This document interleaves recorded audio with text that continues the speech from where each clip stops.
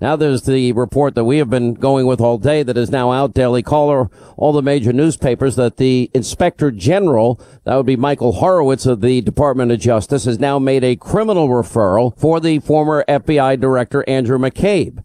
We're also following the story that, in fact, it looks like the Justice Department will be releasing these Comey memos to Congress. We have so much going on. And then yesterday's criminal referral by Congressman Ron DeSantis and 11 other people on a whole host of people that we've been covering now for over a year. Kellyanne Conway, Counselor to the President, is with us. How are you? I'm great, Sean. How are you? Let's get your first reaction here that McCabe is now criminally referred to the U.S. Attorney of D.C. Your reaction? Well, it's just a stunning development. And those who were defending him merely because he was being dismissed by the Attorney General, Jeff Sessions, which, of course, was Mr. Sessions' right, should really take a look at these articles that are written by their friends in the print media. The evidence, the alleged evidence is stunning, and it takes an awful lot for an Inspector General to refer its findings that a former FBI deputy director, Sean, that's the number 2 in charge right behind Comey in a bureau of 25,000 honorable men and women, and why are they referring it? The crime is that he repeatedly misled investigators. What were those investigators investigating? Whether he was leaking to, top federal prosecutors and to the media. I mean, it's just unbelievable that the number 2 would allegedly be so biased and would be sharing information that he should not be. That's on top of everything that you and others have been relentlessly and doggedly pursuing for many months now in the public interest, which is other people who are in charge of the Clinton investigation at the FBI, the Sexters, Orrin, his wife. Just again and again, the fix was in, and it didn't even work. They couldn't even do that right because the person they didn't want to win won. And I think in light of Comey's book being out there, it all just becomes this toxic stew where somebody who's a key witness in the Mueller investigation is out there selling books, not saving America, puffing himself up. I think 30 days of Jim Comey is going to be about 29 and a half too many to the consuming public, and the public ought to just turn away from his nonsense, self-aggrandizing book and look at things like today's reports, where the Inspector General is referring Andrew McCabe, again, the number 2 at the FBI, to the U.S. Attorney for considerations of criminal charges. Hey, Sean, if people want to read anything about Jim Comey, they ought to read the Comey Memos and not the Comey book. That'll really be something when they're turned over to Congress. That's a great line. Can I steal that? I like that a lot. Let me play for you an interview. This is Comey admitting, well, I lie. I've admitted to my lies in my book, and a lot of good people have lied. And when I heard it, the first thing I thought of was General Flynn. Take a listen. So do you think the future of the FBI is transparency? I think it has to be a huge part of the FBI because public confidence in the FBI is its bedrock. We have to show people our work when we can, as often as possible, so they have confidence in us. Even if that means your second in command was fired for lying 4 times. So this is where I think the confusion comes from. Your second in command, McCabe, was fired for lying multiple times within the FBI. You defended his character on Twitter. That's okay. Lying is okay internally. No, it's definitely not. In fact, the McCabe case illustrates what an organization that's committed to the truth looks like. We investigate and hold. I ordered that investigation. We investigate and hold people accountable. Good people lie. I lay out in the book, I think I'm a good person where I've lied. I still believe Andrew McCabe is a good person, but the Inspector General found that he lied, and there's severe consequences in the Justice Department for lying, as there should be throughout the government. Unbelievable. I mean, what does that mean for what General Flynn went through? Well, again, let's talk about what's happening here.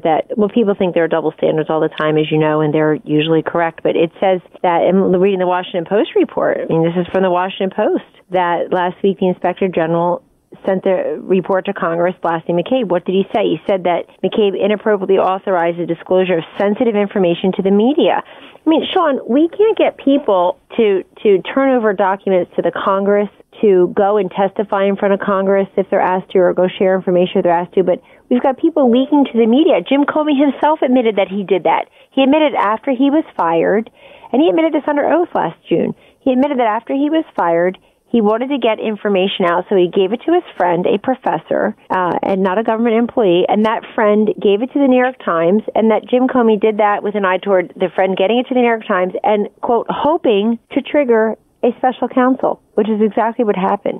People have to look at all this and not be so besotted with Jim Comey and his media tour, and he's going on late night TV, and he's taking shots at a president that he engaged with probably a handful of times within 6 or 8 weeks before he was fired, and is writing a book on these 3 drive-by engagements, if you will, relatively quick engagements with the president. That happened. It's like a fishing story. It gets bigger and bigger and bigger. And he was like a mob boss, trying to say. Well, that's a disgrace to say, by the way. And I take umbrage at that because I work for this man every single day. I have much more contact in a given day with Donald Trump than Jim Comey had in the very brief tenure before he was fired from his job. And that's just not true.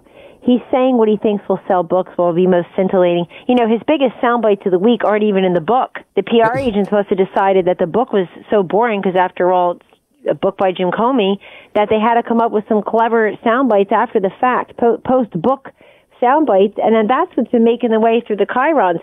But his book aside, he was the number one, and Andrew McCabe was the number 2, and they both have admitted to leaking.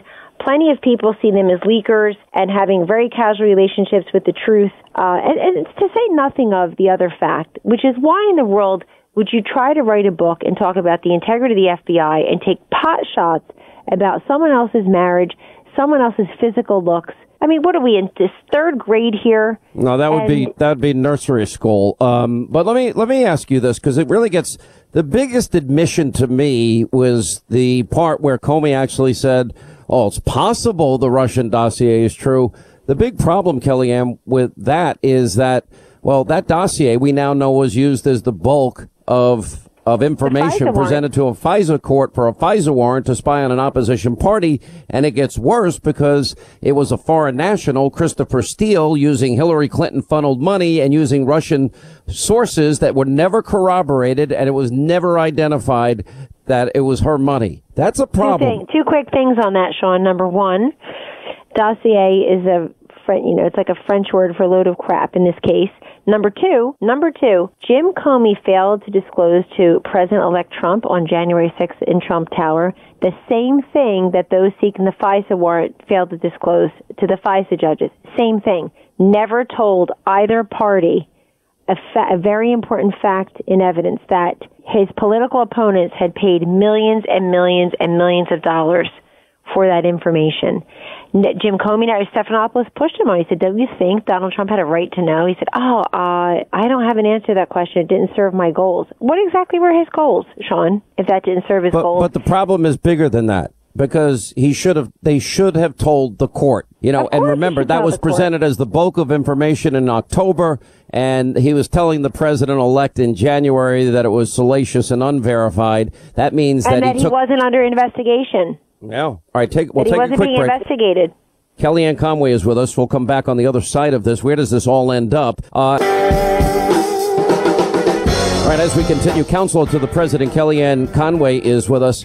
I want to ask you a foreign policy question, which I don't often get to ask, but I'm watching everything. Now, little rocket man, Kim Jong-un, everybody said, oh, he's going to start a nuclear war. He's now going to meet with the president to talk about denuclearization of the Korean Peninsula. Nobody paid attention in the media that China totally blinked as it relates to tariffs and intellectual property issues involving the United States. That was a huge win. Nobody is seeing the emerging alliance that the president very, very quietly put a coalition of the willing, France and Great Britain together when they went after Syria.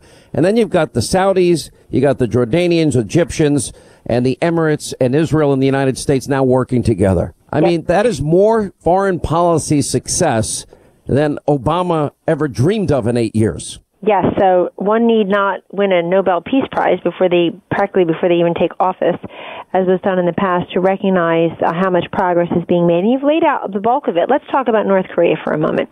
What matters most is that the summit is successful, if it happens, in advancing the denuclearization of the Korean Peninsula. Let's keep our eye on what this is about. Now, the U.S. and North Korea, as people realized yesterday in recognizing that Director Pompeo had made his way over there, they've been holding direct talks in preparation for a summit. And North Korea has confirmed its willingness to talk about denuclearization, which is what we have on the menu. North Korea was also a topic of discussion between Prime Minister Abe and President Trump. They're united in continuing the maximum pressure campaign. And when you look at Iran and its role. You see this president continues to send messages to Iran by his other actions around the world, certainly in his response in Syria, certainly, frankly, in his push to denuclearize North Korea, another major potential nuclear power, nuclear threat. And so much of this is weaved together. But I'll tell you, Sean, if you turn on the TV or open your computer most days, you wouldn't know any of this is happening. You'd have no idea. Information underload, the information deficit. I think people are reacting and not reporting much of the time. Most of them want to get the president and not get the story, and it's a shame because, and it also probably doesn't matter because people can open their computers and get information for themselves. They can find the factual information if they look for it. But there's so much that's happening in the way of progress domestically and internationally with security and prosperity. People feel it; they know it. Mm-hmm. Look at all the people who don't have a message really moving forward into the fall. I won't mention them, but this is a contrast right now of a president whose Tax Cuts and Job Act and deregulation and putting ISIS on the run, especially in Syria. People see the prosperity and the security that's coming to them, and they like it. All right, Kellyanne Conway, counsel to the president. I know you're busy every day. Thanks for the work you're doing. We appreciate your hard work every day.